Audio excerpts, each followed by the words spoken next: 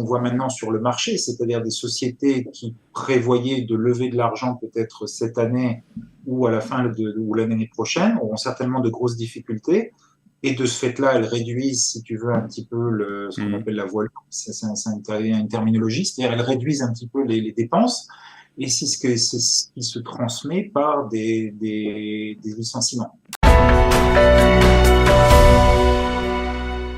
Et nous allons parler à présent d'une baisse très importante des investissements dans les startups israéliennes.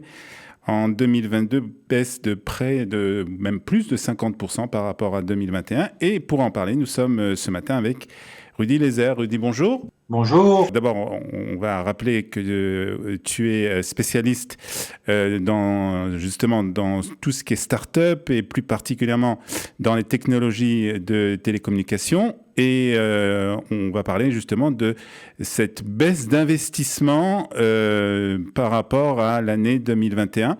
Alors, avant de parler peut-être de 2022, il faut rappeler qu'on en avait parlé ensemble aussi. Il faut dire que 2021 avait été une très bonne année par rapport aux investissements étrangers dans les startups israéliennes. Hein. Tout à fait, tout à fait. Et bon, moi, je suis un vétéran de cette technologie, de cette industrie de high-tech en Israël. Donc maintenant, on peut essayer de représenter, si tu veux, un petit peu deux côtés. Un, il est vrai que c'est une baisse de 50% par rapport à ce qu'il y avait l'an dernier en 2021, qui était une année exceptionnelle. OK? C'était une année exceptionnelle tout simplement parce qu'on a vu énormément d'argent disponible qui cherchait à être investi au niveau mondial. Mm-hmm. Et, et cet argent est arrivé au niveau de la high-tech, est arrivé au niveau des bourses. On a vu beaucoup même de sorties en bourse, de IPO, ce qu'on appelle, qui étaient des sorties en bourse SPAC, c'est-à-dire où on mélangeait un petit peu plusieurs sociétés et on créait un espèce de mélange d'actions que les gens achetaient peut-être sans trop comprendre, ce qui a permis à beaucoup de sociétés israéliennes de devenir publiques en 2021, tout en sachant que peut-être dans un processus normal, elles ne seraient pas arrivées publiques Mm-hmm. les chiffres qu'elles présentaient. Donc, c'est-à-dire un petit peu, faut regarder ça avec un peu de De détails recul, ouais. aussi, et De recul. de recul. Je chercher le terme. Est-ce qu'il y a eu des startups, des entreprises ou des domaines plutôt de startups qui ont profité plus de ces investissements que les autres? Oui, tout à fait. Il y avait beaucoup de sociétés qui étaient sur des sociétés de ce qu'on appelle de soft, d'entreprise, de HR, des trucs comme Kaltura, Monday.com, enfin beaucoup de sociétés qui étaient basées sur des produits soft et d'autres qui étaient basées un petit peu aussi sur des choses qui étaient reliées à tout ce qui est l'automobile au niveau de ce qu'on appelle autonomie, Ouais. pas de domaines tels que ces domaines-là, finalement qui sont sortis publics. On a eu un record de sorties publiques l'an dernier en 2021. Maintenant, quand on rentre dans les détails au niveau de l'investissement, je disais que c'est un investissement à très très haut risque. Tout simplement, maintenant on voit le résultat parce que beaucoup de sociétés se sont complètement écrasées. Quoi. Hmm. On voit un petit Alors, peu leur valeur financière et ce qui se passe. Alors en Et, 2022, surtout selon un rapport qui a été publié dernièrement, on parle d'un investissement de 15,5 milliards de dollars, donc une baisse assez importante par rapport à 2021. Comment on explique cette baisse, Rudy? ben, écoute, d'abord, il y a deux choses. Il faut relativiser, mais à la fois reconnaître un petit peu les faits qui sont pas. C'est une période qui n'est pas simple. On en est revenu au niveau d'investissement en 2002, ce qu'on a connu en 2019, ou pas loin. Ok, j'ai pas exactement les chiffres en tête, mais on en D'accord. est revenu. Donc, c'est-à-dire 2021 était exceptionnel. On est revenu un petit peu en arrière avec un petit peu cette bulle d'investissement qu'on a eue en 2021. Par contre, le chiffre qui est inquiétant, c'est quand on regarde 2022, la grande partie des investissements était dans la première partie de 2022. Donc, quand on va vers la deuxième partie de 2022, les investissements ont véritablement chuté. C'est-à-dire, on voit très très peu d'investissements de ce qu'on appelle seed au tout début, c'est-à-dire les sociétés qui veulent se créer, de second tour. On voit des investisseurs qui sont vraiment très hésitants ou qui gardent leur capital. Et le résultat d'un petit peu tout ça, c'est ce qu'on voit maintenant sur le marché, c'est-à-dire des sociétés qui prévoyaient de lever de l'argent peut-être cette année ou à la fin ou l'année prochaine, auront certainement de grosses difficultés. Et de ce fait-là, elles réduisent, si tu veux, un petit peu ce qu'on Mhm. appelle la voilure. C'est une terminologie, c'est-à-dire elles réduisent un petit peu les dépenses. et c'est ce qui se transmet par des licenciements. Alors, comment on explique ce ralentissement d'investissement, puisque on aurait pu penser que ça aurait pu continuer comme 2022. Est-ce que ça veut dire que les investisseurs ont été peut-être quelque part déçus de leur investissement et se sont dit que c'était pas si avantageux que ça d'investir dans des entreprises de haute technologie? D'abord, c'est un phénomène mondial. Hein. C'est un phénomène mondial et Israël fait partie de ce monde. C'est-à-dire la haute technologie israélienne, au niveau financier, n'est pas particulière. Ok, elle fait partie d'un domaine qui est mondial.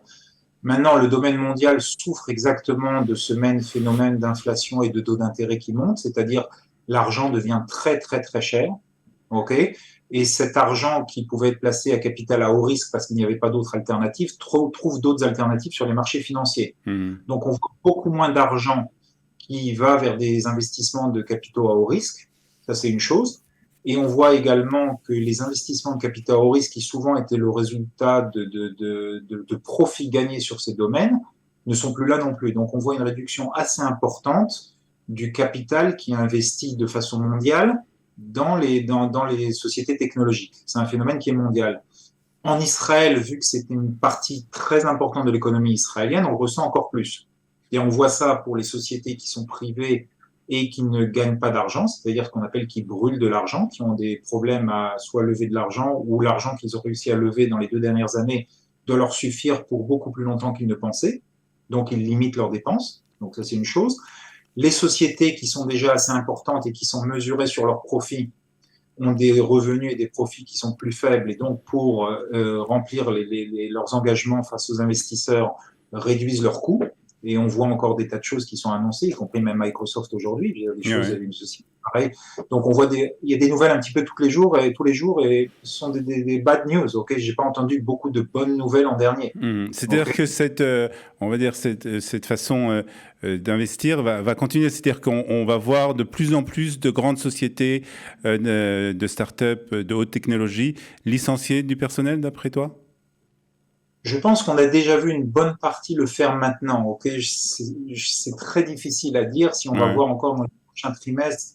Je pense que on a déjà beaucoup de mauvaises nouvelles déjà qui sont actuelles, et je pense que beaucoup de sociétés qui ont dû réduire leurs coûts l'ont déjà fait, ou sont en train de le faire. Donc ça, je pense que c'est comme ça. Maintenant, il y a un autre phénomène aussi qui je dirais, qui est plus israélien, qui sont un petit peu l'application des résultats, sans parler trop de politique, du changement politique qu'il y a ici, qui, je pense, va influencer beaucoup cette industrie. Oui, c'est la question que je voulais poser pour terminer. Est-ce que justement le fait du changement de gouvernement avec le gouvernement tel qu'il est aujourd'hui, est-ce que ça a une influence justement sur l'investissement, sur peut-être le risque d'investir en Israël? Écoute, sans faire trop de politique, je veux dire, il y a 2 événements, il y a 2 choses. Un, on va certainement vers un gouvernement qui va investir beaucoup plus d'argent sur des domaines qui sont, je dirais pas industriels, mais moins productifs. Donc, c'est-à-dire qu'on va on va aller sur un déficit budgétaire beaucoup plus important, donc qui ne favorise pas véritablement l'essor économique et d'attirer les capitaux. Ça, c'est une chose. Et ça, je veux dire, quand on regarde un petit peu le plan du gouvernement actuel, ça va impacter l'industrie de haute technologie. On voit des capitaux qui bougent d'un endroit à l'autre, ça c'est une chose.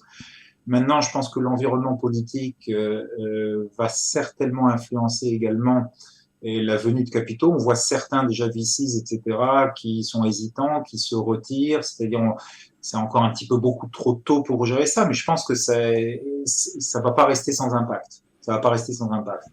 Très bien. En tout cas, merci pour ces explications, Rudy Laser, sur la baisse d'investissement dans les startups israéliennes en 2022. Et visiblement, on va attendre encore un peu, mais ça risque de se confirmer aussi pour 2023. Et puis, on aura sans doute l'occasion d'en reparler. Merci beaucoup, Rudy Laser. Un petit mot d'optimisme.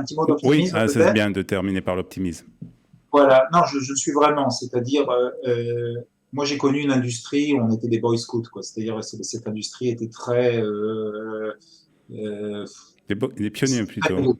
Voilà, c'était très nouveau en Israël, c'était les années 90, etc. Je pense que l'industrie a beaucoup évolué. Je pense qu'on a une industrie qui est très très solide. Et donc, je pense que même si la crise est là, je suis assez positif qu'on va être parmi les premiers pays aussi certainement à en sortir. Très bien. Okay. Bon, c'est une note positive pour terminer cette interview. Merci beaucoup, Rudy Laser. Merci. Merci à toi.